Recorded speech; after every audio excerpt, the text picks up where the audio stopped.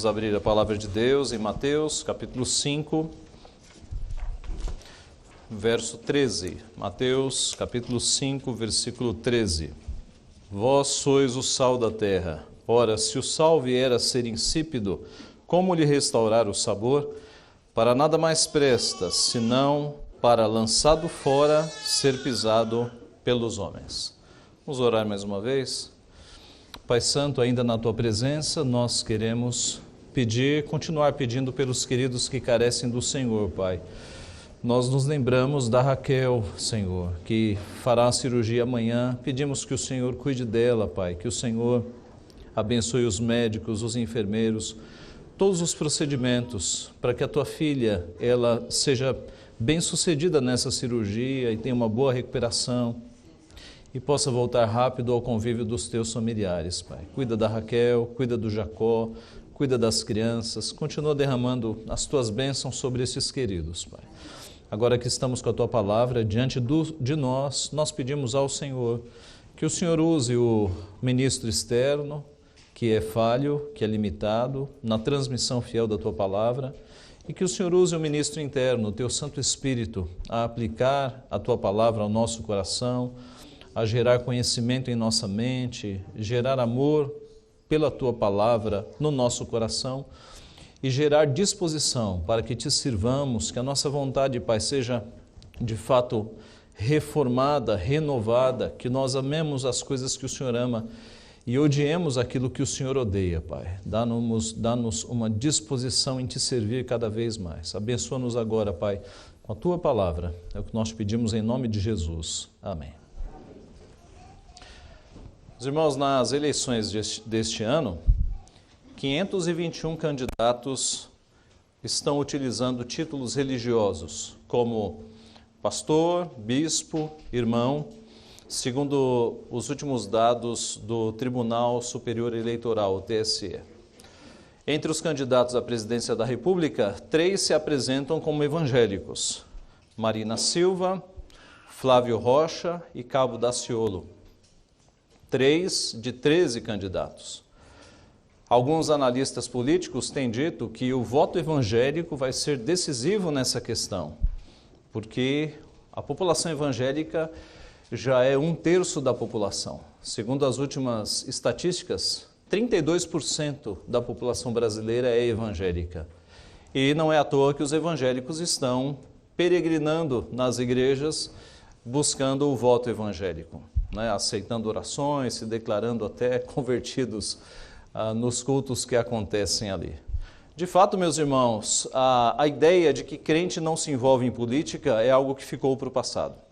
Cada vez mais nós vemos os evangélicos envolvidos na política, se candidatando, tratando dos assuntos, e graças a Deus por isso, porque nós temos que entrar em todas as áreas da sociedade. E por conta de uma pregação equivocada no passado, de que crente não deveria entrar na política e que crente não deveria entrar nas artes, é que nós temos hoje estas duas áreas totalmente comprometidas na nossa nação, totalmente apodrecidas, porque faltou um envolvimento nosso lá atrás. Mas a grande questão é a seguinte: será que a política é a solução final para os nossos problemas? Será que o caminho para a redenção de nossa pátria passa por estas estruturas de poder? Será que a nossa esperança deve estar de fato totalmente no próximo presidente da República? Ora, observando estas palavras do nosso Senhor Jesus, no começo do Sermão do Monte, nós temos vários ensinamentos aqui para, quem sabe, corrigir o nosso pensamento e colocar o nosso pensamento de discípulos de Jesus no caminho correto. Jesus, depois de demonstrar qual deve ser o caráter do cidadão do seu reino, e isso ele o fez nas bem-aventuranças, que é um perfil do seu discípulo, é um perfil do cidadão do reino, ele passa agora a ensinar qual deve ser o relacionamento do discípulo de Jesus dentro desta sociedade em que nós vivemos. Porque a Bíblia nos mostra que nós somos cidadãos desta sociedade, mas somos também cidadãos de uma pátria superior. Temos essa dupla cidadania. Olhando então para os discípulos e conhecendo o mundo em que eles viviam, Jesus diz para eles: vocês são o sal da terra. Vocês são o sal da terra. E o que Cristo quis dizer com essas palavras? Vocês são o sal da terra. Nós temos uma primeira implicação aqui. Quando Jesus diz, vós sois o sal da terra, ele está querendo dizer que aquela terra, que o mundo, que a sociedade estava em decomposição, estava apodrecendo. Meus irmãos, uma forte característica do século passado foi o otimismo. O século passado, e estamos pensando aqui em 1900 e pouquinho, começou com filósofos, poetas, líderes políticos profetizando uma era de paz, de progresso e de desenvolvimento da humanidade. O século começou assim, com grande otimismo. E os otimistas e os evolucionistas, porque lembre-se, a teoria da evolução, que nasce basicamente em 1859, com a publicação de Charles Darwin, A Origem das Espécies, estava ali bem pertinho, ela gerou essa ideia de que o mundo vai evoluir, de que o mundo agora vai progredir. Então essa turma, eles criam que de fato o homem iria passar por evoluções e que a sociedade iria se aperfeiçoar até chegar numa sociedade perfeita, com a supressão da fome no mundo, a erradicação do analfabetismo, das doenças, seria uma sociedade perfeita. E então vieram as duas grandes guerras, que acabaram com qualquer esperança dos otimistas. A Primeira e a Segunda Guerra Mundial colocaram por terra qualquer otimismo. E o mundo voltou a perceber que o ser humano é mau na sua essência, que o ser humano mata o próximo por interesses econômicos e financeiros. E todo o otimismo e toda a esperança de um mundo melhor foi jogado por terra. Ora, meus irmãos, o mundo está de fato em decomposição. Desde a entrada do pecado no mundo, a criação de Deus, ela passou a gemer, como diz Paulo lá aos Romanos, aguardando o dia da sua redenção. A criação, a sociedade, por causa do pecado, está corrompida. Nós vemos isso desde o começo. Lá no começo da história, nós vemos que o mundo ficou tão mal, com tanta violência e tanta imoralidade, que Deus decidiu acabar com o ser humano e começar tudo de novo. Lá no dilúvio, com a família de Noé. Nós temos o relato de Sodoma e Gomorra, duas cidades totalmente comprometidas com imoralidade, com homossexualismo. Duas cidades que chegaram no fundo do poço da imoralidade, e Deus as destruiu, não tinha mais o que fazer. Nós vemos o povo de Deus, vez por outra, se corrompendo por deuses falsos, misturando imoralidade com adoração e recebendo o justo castigo de Deus.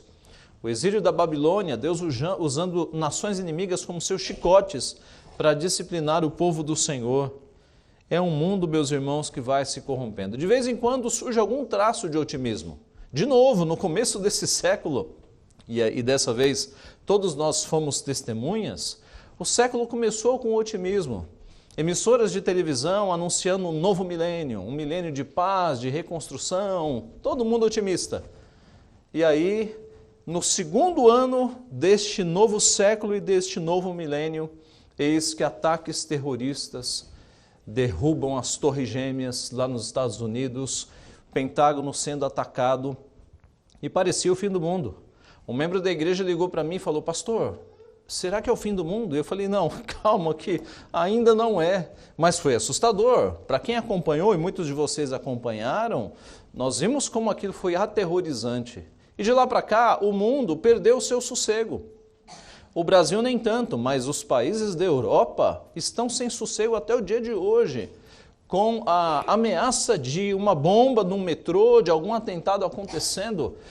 Então, de novo, o novo século começa com muito otimismo, as pessoas achando que o ser humano ele caminhará para um mundo perfeito, mas Deus, na sua soberania, frustra estas esperanças que não repousam nele, frustra estes planos que o colocam de lado e mostra que o ser humano continua mal e que este mundo continua apodrecendo.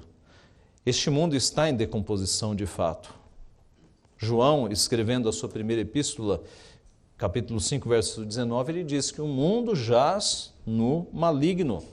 E basta ligar a televisão ou acessar a internet para nós vermos a corrupção, a imoralidade crescendo, crianças agora sendo atingidas com padrões imorais, a corrupção, a desonestidade crescendo cada vez mais, a violência em cada canto do país, e isso numa proporção mundial. De fato, a impressão é que cada dia está ficando pior. É um mundo em decomposição. Então, o primeiro pressuposto, quando nosso Senhor Jesus diz, vós sois o sal da terra, é que essa terra está comprometida. Isso nos leva ao segundo ponto, a segunda implicação. Nós somos o sal, os discípulos de Jesus são o sal da terra. E por que Jesus usou a comparação com o sal? Ora, nós sabemos que o sal tem algumas características e talvez a que nos aparece mais evidente seja o seu sabor, porque o sal, ele torna uma comida saborosa. Mas, meus irmãos, quando Jesus usa o sal aqui, ele não está pensando em sabor. Ele está pensando, não está pensando apenas em sabor, mas ele está pensando também no aspecto de preservação do sal. O sal, ele possui características antissépticas que retiram de um alimento a sua umidade, os micróbios que podem apodrecer um alimento. Muitos de vocês aqui viram nas suas terras no passado, em épocas em que não tinha geladeira, e ainda há partes do país que usam esse método, não é? Sem geladeira, você mata um animal e você preserva aquela carne envolvendo com sal. O sal retira a umidade do alimento e faz com que o alimento seja preservado. Na época de Jesus, era assim, é óbvio, não havia eletricidade. E todas as carnes que precisavam de alguma conservação eram salgadas. Então, quando Jesus está falando aqui, vós sois o sal da terra, ele está pensando principalmente no aspecto de preservação do sal. Qual é a ideia, meus irmãos? A ideia é que onde o sal está, não está podridão.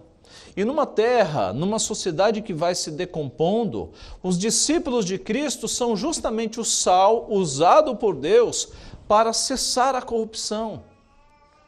Ora, alguns entendem e alguns defendem que quando a igreja se pronuncia sobre questões políticas, por exemplo, colocando notas em jornais, fazendo manifestações públicas contra erros, fazendo marchas e até greves de fome, ela está sendo o sal. E não está, meus irmãos, porque se essas coisas têm algum valor, o valor é muito pequeno diante da sociedade. Quando Jesus olha para os discípulos, para os 12 e diz, vocês são o sal da terra, ele está pensando numa influência individual. A ideia é que onde nós estamos, a podridão, ela estanca, ela para. Então, em termos práticos, no teu trabalho, por exemplo, a podridão e as coisas erradas podem estar acontecendo por todos os lados, mas ela para na tua mesa. A mentira para na tua mesa. A ilegalidade, a desonestidade, os subterfúgios, os jeitinhos brasileiros para fazer algo errado param quando chegam em você, porque você é sal. Você não pode aceitar esta corrupção que está à tua volta. Os discípulos de Cristo são o sal, a corrupção para em você. E não apenas em termos de recusar desonestidades, recusar mentira, recusar notas falsas, não emissão de notas, burlar imposto de renda, dar um jeitinho nos impostos, não apenas nesse sentido, mas também no sentido positivo de testemunho. O crente tem que ser o melhor funcionário, porque as pessoas estão olhando para você e sabendo que você é discípulo de Cristo. E como é que você carrega o título de discípulo de Cristo e fica dando um mau exemplo? Eu já contei aqui que eu trabalhei em banco durante 6, 7 anos e havia alguns cristãos na seção que eu trabalhava no banco. E o horário de entrada era às 9 horas. Mas tinha uma irmã nossa, crente, que chegava todos os dias às 9h50, todos os dias. E sempre que ela chegava, eu via os não crentes, um olhando para o outro, e eu já sabia o que eles estavam pensando, né? Olha lá a crente, olha lá o exemplo chegando 50 minutos atrasado. Meus irmãos, é nas pequenas coisas. Eu repito, os teus colegas de trabalho, os teus vizinhos, os teus parentes, eles olham para você e eles pensam, é crente, vamos ver o que o crente vai fazer.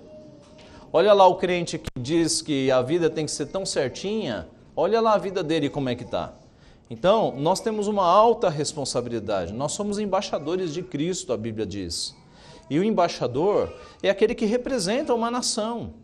Quando o embaixador de Israel está aqui no Brasil, é a nação de Israel que está aqui. E ai dele se envolver em algum escândalo. Quando nós nos identificamos como discípulos de Cristo e estamos lá no nosso trabalho, é Cristo que está lá. Então nós não podemos chegar atrasados. Nós não podemos fazer corpo mole, operação tartaruga. Quando o chefe sai, você para de trabalhar. Nós temos que ser os melhores funcionários. Se você tem algum cargo de liderança, igualmente, a palavra de Deus diz para os líderes que eles devem deixar as ameaças. Você não pode ser um líder, um chefe opressor que fica ameaçando os subordinados. Você tem que tratar a todos com justiça, com amor. Se você é um empresário, você tem que pensar que Cristo está estampado em você. Você não pode pagar o menor salário possível. Vou ver lá qual é o piso salarial da categoria e eu passo aquilo, mesmo que seja um salário de fome. A tua visão tem que ser diferente. Joga o piso de fora e olha para esse funcionário e diz, qual é um salário digno para esse funcionário manter a família dele? Então, essas coisas, meus irmãos, ser discípulo de Cristo não é só no domingo, isso influencia a nossa profissão. Se você é um profissional liberal que presta serviços, ou que produz algo, que faz algum produto, você tem que prestar um melhor serviço. O teu serviço tem que ser de excelência, não porque você está buscando uma titulação ISO 9000, não sei quanto, em que número está, mas porque o teu padrão de qualidade desconsidera esses ISOs, mas considera que você é um discípulo de Cristo e você tem que fazer a melhor mercadoria possível e o melhor serviço possível. Voltemos à Idade Média. Certa vez um homem perguntou para Martinho Lutero, Martinho Lutero, agora que eu estou seguindo a Jesus, um sapateiro, o que eu devo fazer? Se esse sapateiro tivesse chegado num padre, o padre diria, bom, você quer servir a Jesus? Larga essa sapataria e vai virar padre. Vá para a vida de contemplação. Mas Martinho Lutero disse, faça o melhor sapato e venda pelo preço mais justo. O melhor sapato pelo preço mais justo. Porque Lutero entendia, juntamente com os reformadores, porque eles liam a Bíblia, que Deus não chama todos nós para sermos missionários, para sermos pastores, para ir para um outro país, mas Deus nos chama na nossa profissão, na nossa vocação. De forma que as irmãs que são donas de casa, quando elas estão varrendo a casa, elas estão glorificando ao Senhor, se elas estão varrendo direitinho. Se elas estão limpando os móveis, cuidando dos filhos, fazendo comida, em tudo isso o nome de Cristo é glorificado. Eu não sei se foi Tyndale, mas foi um desses homens do passado que diz que Deus é tão glorificado quando um pastor prega, do mesmo nível que uma mulher quando lava as suas roupas, ou quando lava a louça. Deus é glorificado quando nós fazemos aquilo para glorificar a Deus. Isso reflete a palavra. O apóstolo Paulo disse, quer comais, portanto, quer comais, quer bebais ou façais outra coisa qualquer, fazei tudo para a glória de Deus. Assim, meus irmãos, vós sois o sal da terra. Nós somos o sal da terra. Na nossa profissão, exemplo máximo, é Cristo que está sendo revelado ao mundo.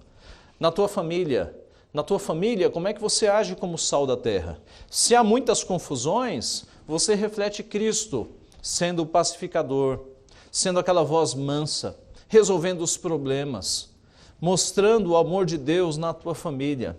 Na tua vizinhança, você é visto também, você é o discípulo de Cristo, você tem que ser sal na sua vizinhança, ajudando as pessoas, resolvendo os problemas.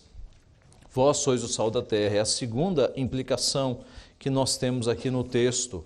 Na escola, falando às crianças e aos adolescentes, na escola é a mesma coisa. Se todos os teus colegas estão fazendo planos para burlar a prova, você não entra nisso. Você é sal da terra. Você vai estudar para passar, para tirar a nota e tirar a melhor nota. Se todos os teus coleguinhas, teus colegas, teus amigos estão planejando matar a aula, você não entra nisso. Você é sal da terra. Você faz as coisas visando mostrar aos teus amigos que você é diferente, que Cristo mora em você, que você agrada não apenas o teu pai e a tua mãe, mas você agrada a Deus, é Deus em primeiro lugar, porque Deus está olhando para você e Deus vai abençoar a tua vida.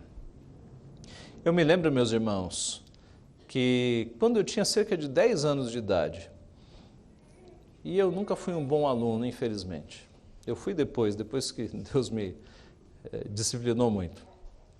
Mas eu com uns 10 anos de idade, eu me lembro que era para eu levar um bilhete para casa para minha mãe assinar, um bilhete de nota ruim, alguma nota ruim que eu tinha tirado, e eu deveria levar esse bilhete para casa para minha mãe assinar, e eu não levei, porque eu estava com medo da disciplina. E eu me lembro de, num recreio da escola, eu com o caderno fechado, orando para Deus fazer surgir a assinatura da minha mãe naquele caderno. E eu orava, e de vez em quando eu abria para ver se já tinha aparecido. E eu cria que ia aparecer mesmo. Eu tinha total convicção que ia aparecer. E eu orava mais, e daqui a pouco eu olhava para ver se já tinha aparecido. É interessante a fé das crianças, não é? Uma fé pura. Eu não tinha dúvida que ia aparecer aquela assinatura, não apareceu. Anos depois eu entendi por quê. Porque eu estava pedindo por algo ilícito, não é? Eu deveria ser disciplinado por aquele problema, eu deveria ser, de fato, corrigido, porque eu estava errado, não há dúvida.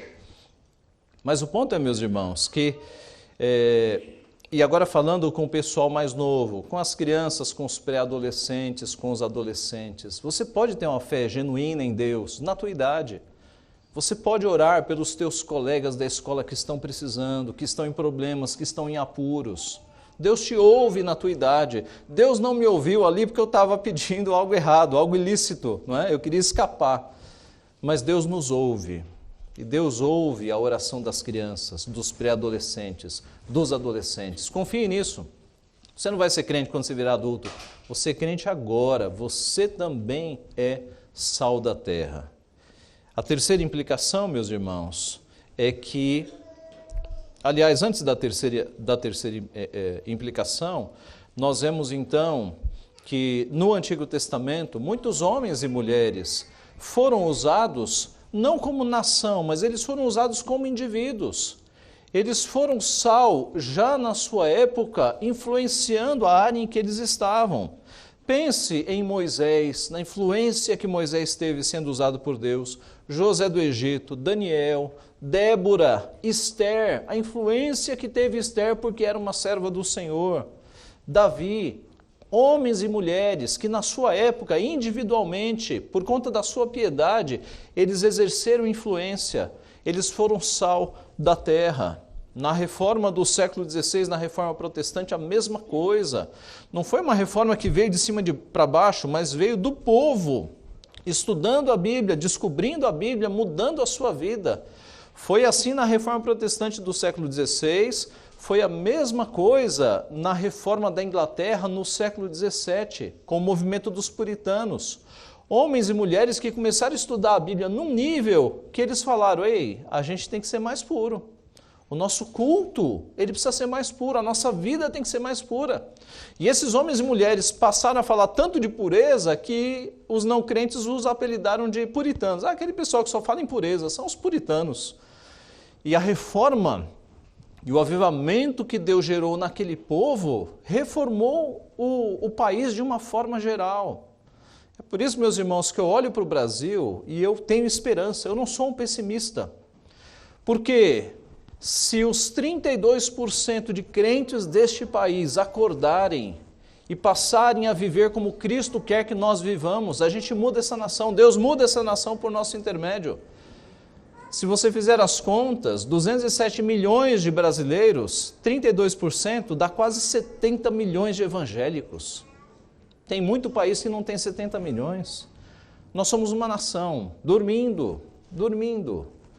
Então, meus irmãos, eu tenho muita esperança de que assim como aconteceu com a Inglaterra no passado, em que os crentes começaram a descobrir as Escrituras e começaram a viver como Cristo queria que eles vivessem, o país foi transformado de baixo para cima. No caso da Inglaterra, eles elegeram um parlamento basicamente de puritanos.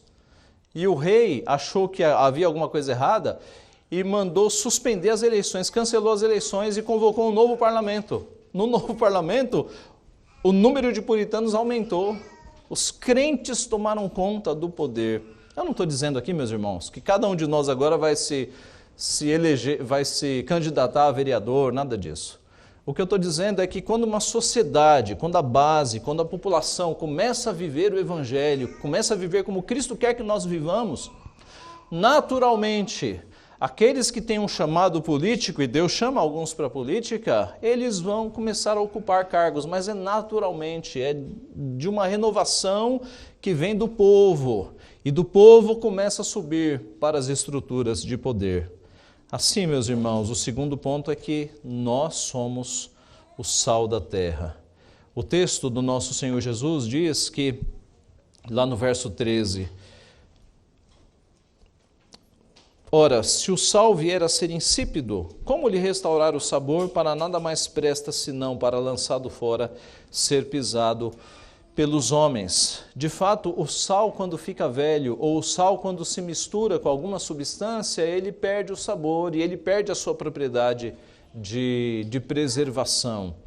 Na região do Mar Morto, por exemplo, o sal é encontrado em algumas rochas, quando ele se mistura com alguns minerais, ele não presta para mais nada. Fala-se que nos tempos bíblicos você jogava sal na terra para que a terra ficasse mais dura. E por isso que Cristo fala aqui, para nada mais presta, senão lançado fora, ser pisado pelos homens. Assim, meus irmãos, se a igreja, que é o sal, ela começa a se misturar com outras coisas que não são de Deus, e ela começa a se omitir nas suas funções de salgar a sociedade, ela daqui a pouco para nada mais presta. Então, Cristo está nos motivando a sermos sal, a influenciarmos.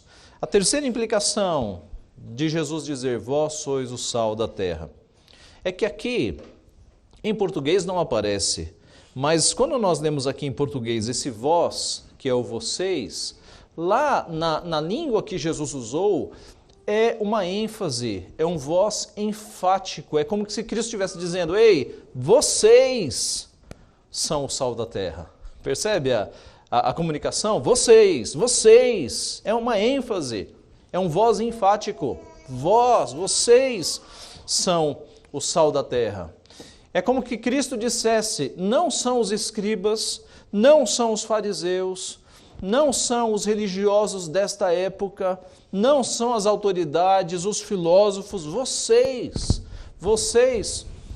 pescadores, vocês de pouca cultura secular, vocês, os discípulos de Cristo, são o sal da terra. A ideia, meus irmãos, é que se nós não fizermos a nossa parte, se nós não salgarmos nas nossas relações, mais ninguém salgará. A responsabilidade é nossa. É certo, meus irmãos, que Deus refreia um pouco da corrupção no mundo por meio da sua providência. Mas a responsabilidade de anunciar o Evangelho e de ser sal está sobre nós. Não está sobre a política, não está sobre o governo, não está sobre as organizações não governamentais, as ONGs, está sobre a igreja. Nós não podemos terceirizar isso. É responsabilidade nossa. E está sobre a igreja, não a igreja local, basicamente, mas sobre nós que somos as pedras vivas que compõem a igreja.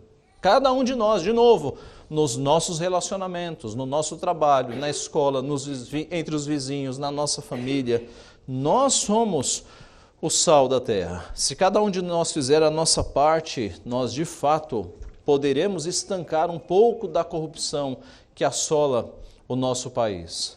Meus irmãos, a solução não está no governo. É certo que nós não podemos ser radicais e dizer o governo não tem nada a ver com isso.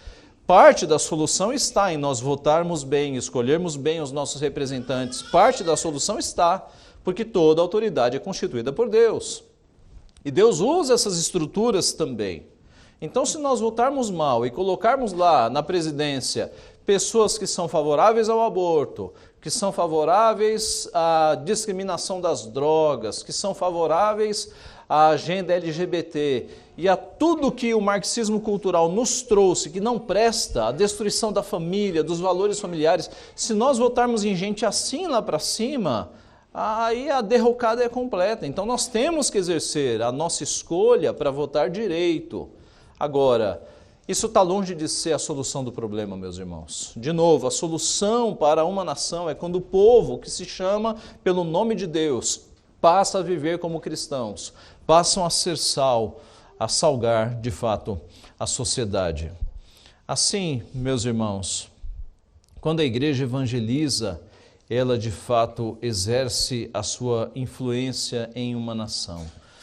Imagine, meus irmãos, a quantidade de, por exemplo, falando aqui em termos de violência, né? E o nosso país está se tornando muito violento e eu tenho muita pena dos nossos irmãos no Rio de Janeiro, que estão enfrentando uma situação calamitosa lá no Rio de Janeiro. Imagine se as igrejas começassem a avançar sobre o pessoal da criminalidade, sobre os traficantes, sobre os bandidos, e essa turma começasse a se converter. Nós temos relatos de um ou outro se convertendo aqui e ali, e alguns até se tornando pregadores depois. Mas imagine se a igreja tomasse a sério essa missão. Vamos subir os morros, vamos evangelizar, e Deus vai restaurar vidas. Haveria, meus irmãos, uma influência. Há pouco tempo atrás, vocês devem ter visto um vídeo na internet de uma líder de blocos de carnaval criticando a conversão do pessoal nos morros, porque isso estava desfalcando as escolas de samba. É um vídeo dos anos 70, não é um vídeo atual. É um vídeo dos anos 70 ou 80 no máximo. Mas isso mostra, veja, uma mudança na sociedade a partir da evangelização. Porque aqueles jovens que antes a sua vida era carnaval, agora a vida deles é fazer o bem, é a igreja.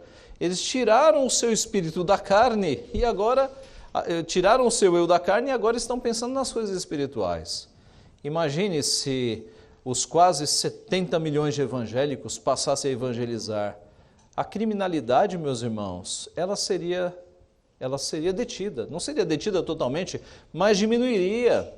Não adianta a gente colocar esperança no próximo presidente, porque um homem só dificilmente vai fazer muita coisa. Mas 70 milhões de pessoas, isso é um bom poder, meus irmãos. Se nós evangelizássemos e bandidos e traficantes começassem a se converter, nós começaríamos a ter mudança nessa sociedade. A igreja já fez algo nesse sentido. O Estado, inclusive, reconhece as casas de recuperação de drogados, que são iniciativa de igreja evangélica. Muitas, centenas de casas de recuperação de drogados são cristãs e são evangélicas. E esse é um problema que o Estado luta de todo lado e não consegue resolver. Veja aqui na nossa cidade a Cracolândia. O novo prefeito entrou com muito ânimo, vamos acabar com a Cracolândia, entrou com muita força, não conseguiam. O problema persiste, o problema continua. Quem está conseguindo são irmãos, não acabar, mas resolver parte do problema, são irmãos batistas nossos, que estão lá dentro da Cracolândia, fazendo um trabalho de recuperação. E tem usuário lá que já foi viciadíssimo no crack e hoje saiu e está evangelizando. Então eu repito, não vamos colocar nossa esperança no presidente da República nem no Estado. Nós temos que olhar para a igreja, é o povo de Deus, vós sois sal da terra. A igreja está adormecida. Oremos para que ela acorde, porque se acordar, aí sim Deus pode nos usar para mudar esta situação, esta nação, meus irmãos. Concluindo, retomo as perguntas iniciais. Será que a política é a solução final para os nossos problemas? Não é. Ela é uma parte, é uma pequena fração da solução, mas a grande solução está com o povo de Deus, eu não tenho dúvida disso. Será que o caminho para a redenção da nossa pátria passa pelas estruturas de poder? Só um pouquinho. Se houver um avivamento e os crentes acordarem e passarem a viver como Cristo quer que nós vivamos, aí sim, nós vamos ver a redenção de boa parte da nossa pátria. Nós poderíamos ouvir o testemunho de um outro país que já passou por essa situação. Os Estados Unidos já passou. E eu termino citando aqui uma escritora, Nancy Pearcey, no livro Verdade Absoluta. Veja como se assemelha a situação, só que eles já passaram por isso lá e eles perceberam que lá não deu certo. Diz assim no livro: nas últimas décadas, muitos cristãos reagiram ao declínio moral e social na sociedade americana, adotando o ativismo político. Vamos entrar na política. Os crentes estão se candidatando a cargos públicos em quantidade cada vez maior. Um membro do Congresso americano me disse: eu me envolvi com política depois que a lei a favor do aborto foi promulgada em 1973, porque pensei que fosse o caminho mais rápido para a reforma moral. Ganhamos algumas vitórias legislativas, mas perdemos a cultura. O trabalho mais eficaz, ele veio a perceber, é feito por cristãos comuns, cumprindo o chamado de Deus para reformar a cultura em suas esferas locais de influência: família, igrejas, escolas, bairros, lugares de trabalho, organizações profissionais e instituições cívicas. Nossos irmãos americanos já passaram por esse processo. E eles perceberam que engajamento político gera uma pequena mudança apenas na sociedade. Mas a conclusão desse político é que quando o engajamento é pessoal, usando as suas influências, como nós acabamos de falar aqui, aí sim, meus irmãos, a sociedade ela vai se reformando através da influência do povo de Deus, que é o sal da terra. Então, meus irmãos, sejamos sal, salgando a massa toda, exerçamos a influência de Cristo ao nosso redor, em todos os nossos relacionamentos, no trabalho, na família, na vizinhança, na escola, e oremos para que Deus gere um avivamento na nossa pátria. Se aqueles que se chamam discípulos de Cristo na nossa nação despertarem, acordarem para isso aqui, para esta influência benigna que nós podemos ter na sociedade, de fato haverá esperança para a nossa nação. Que Deus então nos abençoe. Amém.